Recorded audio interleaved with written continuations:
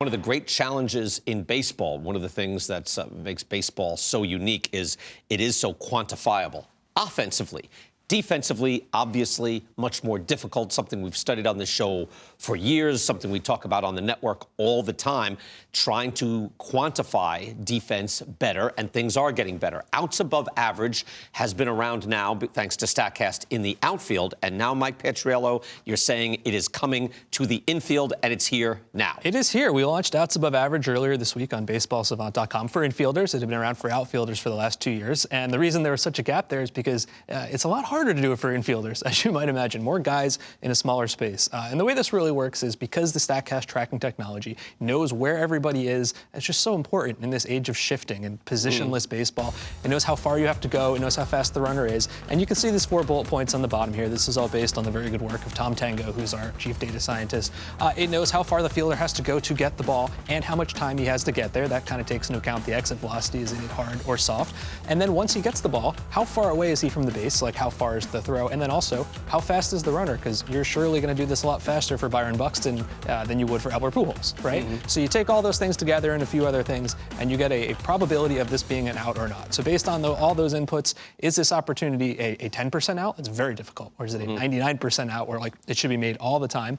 And you can do that on each individual play, just like we've done for outfielders. Let me throw some things at you then. How about the velocity of the ball, how hard the ball is hit, right? Well, that's based on how much time do you have to get to the ball. If it's softly hit, you might have a second and a half. If it's a 110-mile-an-hour ball, you might have like a half a second. So that is taken into account based on how much time you have, based on where you are standing and how hard the ball was hit at you. Okay, so this is measuring range much better. Not necessarily range, just difficulty, right? Because it does take position into account. You know, it's this world of shifting. Like I said, you could be a third baseman and you could be on the right side of the infield. You know, that's one of the most interesting things to me. Like take Nolan Arenado, for example. He has a plus 17 outs above average, which is fantastic. It's top 3. All of those came while playing third base because he is always a third baseman. But if you look at the shift, sometimes he's standing where shortstops play. And you can actually break that 17 down into plus 14, where third basemen play, and plus 3, where shortstops play. In the limited time there, he's actually an above average shortstop, which is kind of fun. And you can see a good example of this. Watch this play here. He robbed Corey Seager, I believe it was, against the Dodgers. Look where he's playing. He's not playing third base. That's a shortstop. If you didn't know he was a number 5 in the lineup card, you'd think, well, that's a shortstop, right? Well, let's give him credit for that. It doesn't matter what the lineup card says. That's where he was playing. I think that's pretty cool. That's something you've never really been able to do before.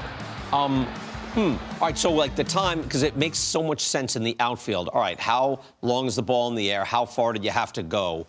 What are the challenges of doing that when it's all in short spurts? Yeah, no, that absolutely makes it harder because it's more inputs, right? Like you need to know how fast is the runner. You don't care about that in the outfield. It doesn't really matter that much. Right, you catch it, you catch it. It's in the outfield, you need to account for walls. You don't really need to do that in the infield so much. So it's based on the same thing of distance and time as like the chief starting points, and that's where the exit velocity comes in.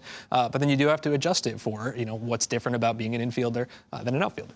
In your column on MLB.com, it's up there right now. You can see, I think the next step is then, okay, what are the results? So what were the results? Before we even get into how it was different, what were the results that you found? Who are at the top of the leaderboards? Yeah, well, that's the first thing. When we output these lists, I need to see that the guys I think are going to be good are good. If we're saying, like, Vlad Guerrero is the best fielder in baseball, I know we've done something wrong. At the top of the list, Javi Baez, Nolan Arenado, Simmons. Look at these guys. These are 6 defensive superstars. I think 3 of them won Gold Gloves this past year. No one would argue about any of these guys being truly. I know, and I can tell because I've been watching Twitter, Cubs fans love this metric. If for no reason, then they say Javi Baez is number 1, and that's great. That one was really pleasing to me. And at the bottom of the list, Guerrero, Fernando Tatis was surprising to me. He ranks very low. He also had the most throwing errors in baseball last year, so that actually tracked. But it was very satisfying to see these guys at the top. And if you're doing this, and we do this, say, for top 10 right now, for shortstops specifically, I'll always be looking at defensive runs saved and UZR to see, is there a discrepancy? Like, 'cause knowing that there's no metric that's perfect. Yeah. Where were there discrepancies where outs above average was different from the established metrics? Yeah, there's a couple of them. It gets very complicated because there's 3 different systems, 3 different ways of measuring this, and kind of a 4th because DRS is updating theirs and making all their numbers different. But the guys that stood out to me, Didi Gregorius rated really poorly by OAA, which I don't think was super surprising. He was coming off Tommy John, and he didn't hit well either. You know, it just kind of made me think like he had missed all that time and wasn't quite right. Marcus Semien is slightly below average by OAA, is slightly above average in the others. But I really like the guys who rate a little bit better. You know, Xander Bogaerts got crushed by DRS. He's -20. We have him as almost average. And you can see here that the top row, Freddie Galvis, this might explain why the Reds haven't gone out and gotten another shortstop, because he rates outstandingly by OAA. Now, like Justin Turner, that just as an example, you were thinking, he's getting older, his defensive metrics not as good, but wait, you're saying no, he's above average. He's pretty much above average, yeah, not a superstar anymore. You can see Hunter Dozier's interesting.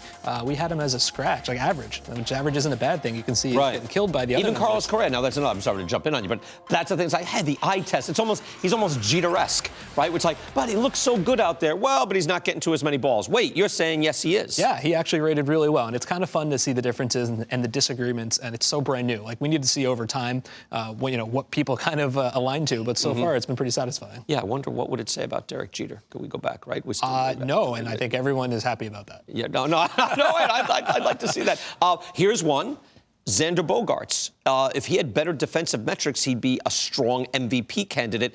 The metrics, I even look at it each year and go, that can't be true. Maybe he's not great, but he can't be terrible. What did outs above average say? Well, that's what I'm saying. He was -20 by DRS. I think we had him as -3, which I think that sounds right. Holding it down, like right? Not good, right? I don't think he's below. a superstar defender. Right. But what was interesting to me was his teammate Rafael Devers, who was -7 the year before and +7 last year. And that tracked to me. He talked a lot about trying to improve his defense. And if you believe in that, with his offense at his age, that guy's an MVP candidate. So if we're throwing this around now, if we're thinking this is more accurate, are there a lot of players out there, just like when I go to spring training and a player will come and say, come on, man, you're killing me on the defensive match. Like, I'm not that bad a player. They can't be right.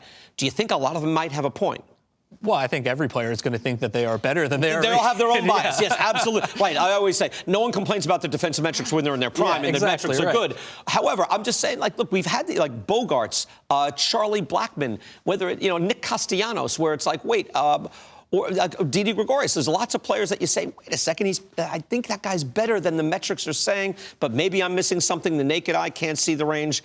I'm just saying, does this open up a window into some of these guys might have a point? Sort of. I mean, I just think it's another way to approach it based on a different kind of technology. And some guys, Gio Urshela is a great example. He's got a reputation as being great. Now we have 3 different defensive systems that have graded him as average, right? So it's possible 1's off, 2's off, but when all 3 of them are kind of saying the same thing, it makes me wonder, well, what are we missing? Like, what is different about the eye test and 3 different systems? Those are the kind of questions I find fascinating. Again, like Correa's like that too. Again, that's just to see that would make me think.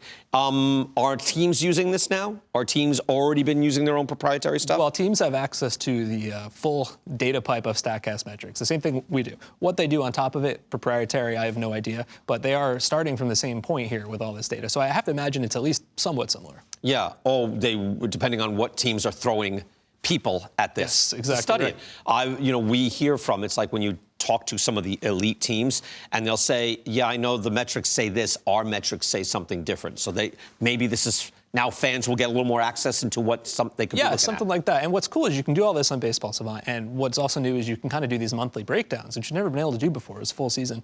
Remember early last year, Ahmed Rosario for the Mets, eye test said he was terrible. The Mets even openly said, hey, he might play center field now because he can't play shortstop. Well, we looked at the monthly breakdown, and it was true. In April, he was -6, which was horrible. You can see this here. For the rest of the year, he was about average. And I think that tracked with the eye test. They don't talk about him playing center field anymore. He worked with Gary Sarcina a lot on his first step. It was really cool to see the narrative and the eye test and the data all sort of align here. He was really bad in April, and he got a lot better, average-ish after that point in the season. So that's kind of the cool things you can do here. Fascinating. A lot more information. Outs above average now on Baseball Savant, right? And you get your column, Mike Petriello's column is updated to give the full explanation on MLB.com.